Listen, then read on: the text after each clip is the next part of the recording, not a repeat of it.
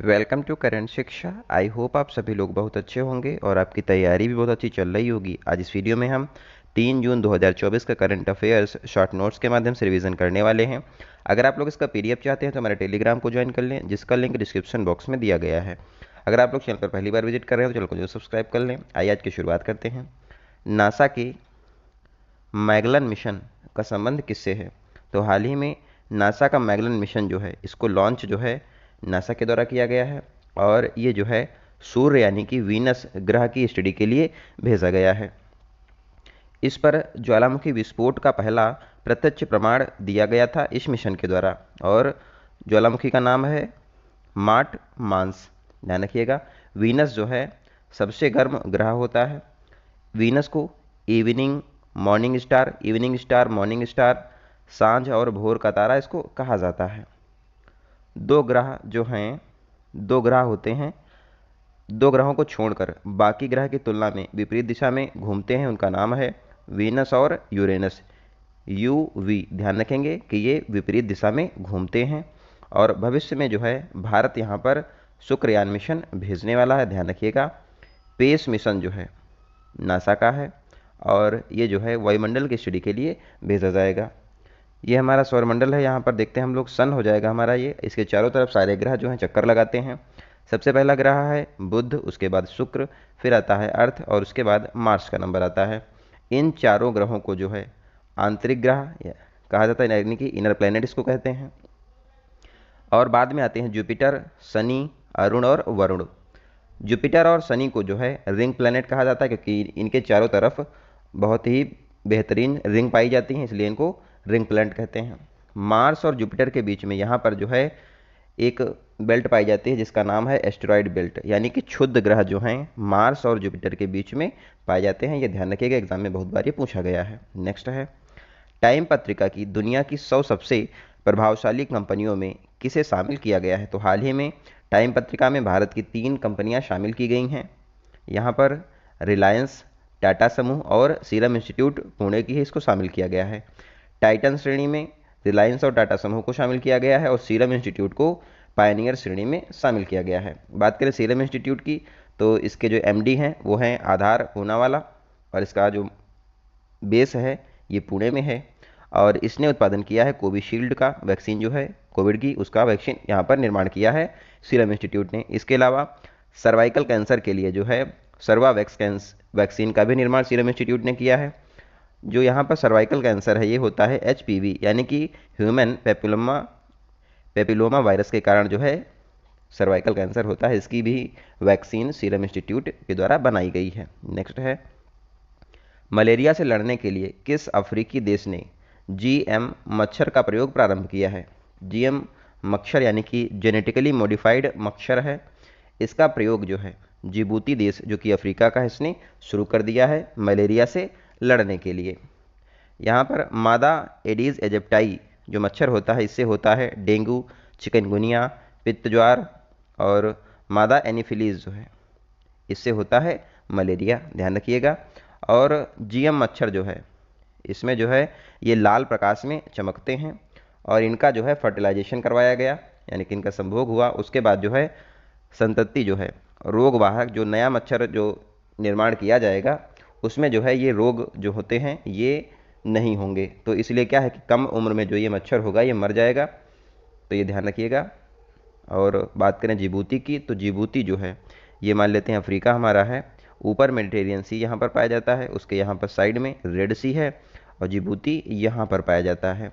Africa यहाँ है ये और इधर हमारा इंडियन ओशियन है। जिबूती में जो है चीन का एक सैन्य अड्डा भी बना हुआ, ये भी चर्चा में रहा है। बात करें मलेरिया की तो मलेरिया का रोग कारक प्लाज्मोडियम प्रोटोजोवा है। मलेरिया से प्रभावित आरबीसी होता है, यानी कि रेड ब्लड सेल जो है प्रभावित होती हैं। मलेरिया की दवा कुनैन है जो कि सिनकोना वृक्ष की प्राप्त होती है। वैक्सीन मलेरिया की मॉस्क्वेरेक्स है और खोज जो है रोनाल्ड रास के द्वारा इसकी दवा की खोज की गई है। ध्यान रखिए। नेक्स्ट है, यूएसए और यूके की संयुक्त सेनाओं ने किस देश में हैती ठिकानों पर 5वीं बार हमला किया है? हैती विद्रोही जो हैं इनका निवास स्थान यमन है और ये जो हैं समुद्री जहाज के लुटेरे हैं और ये पाए जाते हैं लाल सागर और बाब उलमंदेव संधि, यहाँ पर जो है हैती जो विद्रोही हैं ये पाए जाते हैं, और इन पर जो है अटैक यूके और यूएसए की मिलिट्री ने 5वीं बार किया है, ध्यान रखिएगा। नेक्स्ट है मासिक धर्म अवकाश नीति प्रारंभ करने वाला देश का पहला उच्च न्यायालय कौन सा है?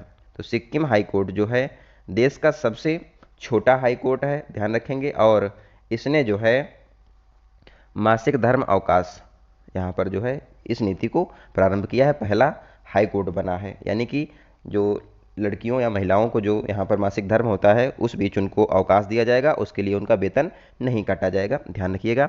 सिक्किम की बात की जाए, सिक्किम भारत का 22वां राज्य है। सिक्किम को 36वें संविधान संशोधन 1975 के द्वारा भारत का राज्य बनाया गया था, पूर्ण राज्य बनाया गया था 36वें संविधान संशोधन के द्वारा, और 35वें संविधान संशोधन के द्वारा सह राज्य का दर्जा सिक्किम को दिया गया था। और कोई भी राज्य जो है भारत में शामिल किया जाता है तो ऐसा आर्टिकल 2 के तहत किया जाता है। सिक्किम में नाथुला जयलपला दर्रा पाया जाता है। ट्राइब यहाँ पर है लेपचा और भूटिया। सागा दावा लोसांग फेस्टिवल जो है सिक्किम में मनाए जाते हैं। बात करें हाई कोर्ट की, तो पहली बार जो है हाई कोर्ट का गठन 1861 के एक्ट के द्वारा किया गया था, और 3 हाई कोर्ट की स्थापना की गई थी, बॉम्बे, मद्रास और कलकत्ता हाई कोर्ट की। उसके बाद जो है 1866 में इलाहाबाद हाई कोर्ट की स्थापना होती है, ध्यान रखिएगा। और नवीनतम हाई कोर्ट जो है अमरावती आंध्र प्रदेश का है, 25वां हाई कोर्ट भारत का है।